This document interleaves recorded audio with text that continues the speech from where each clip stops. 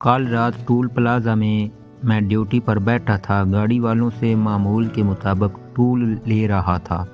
اچانک ایک کار آئی جس میں 4 لڑکے اور ایک لڑکی بیٹھی تھی اور وہ مسلسل روئے جا رہی تھی۔ میں نے کہا، اس لڑکی کو آپ لوگ کہاں لے جا رہے ہو؟ یہ تو میرے دوست اسیب کی بہن ہے۔ میں نے ان کار والوں کو روک لیا، باہر جا کر اپنے آرمی کے کمانڈر کو بلایا۔ جب وہ آ گئے تو کیا دیکھتے ہیں، وہ لڑکی اکیلی روڈ پر کھڑی رو رہی ہے اور وہ لڑکے بھاگ گئے تھے۔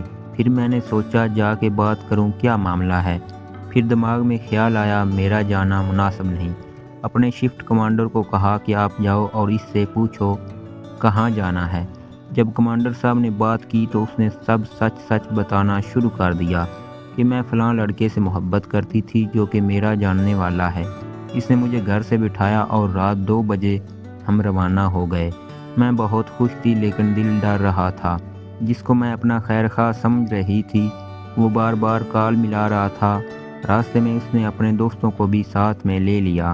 شور کرنے کو دل چاہا، پھر یہ سوچ کے چپ ہو گئی کہ خود ہی اپنا گھر چھوڑ کے آئی ہوں۔ نہ اپنی بیوہ ماں کا خیال آیا اور نہ ہی اپنی بہنوں کا۔ سارے راستے یہی دعا کرتی رہی، یا اللہ اس بار معاف کر دے اور مجھے بچا لے، دوبارہ ایسی غلطی نہیں کروں گی۔ میں چونکہ دور کھڑا تھا اور میری طرف اشارہ کرتے ہوئے کہا، آپ اس بھائی کا شکریہ ادا کر دیجئے گا، اس کے پاس گھر جانے کا کرایہ بھی نہیں تھا۔ کمانڈر اسے اپنی آرمی کی گاڑی میں اس کے گھر چھوڑ آیا تاکہ صبح ہونے سے پہلے وہ گھر ہو۔ خدارا میری تمام بہنوں سے گزارش ہے، اپنی نہ صحیح اپنے والدین کی عزت کا تو خیال رکھا کریں۔ گھر والوں سے زیادہ آپ کو عزت کوئی نہیں دے گا۔ رہی بات محبت کی تو وہ اپنے رب سے کریں۔ جتنی محبت آپ اللہ سے کریں گے وہ اتنی بلندیاں دے گا۔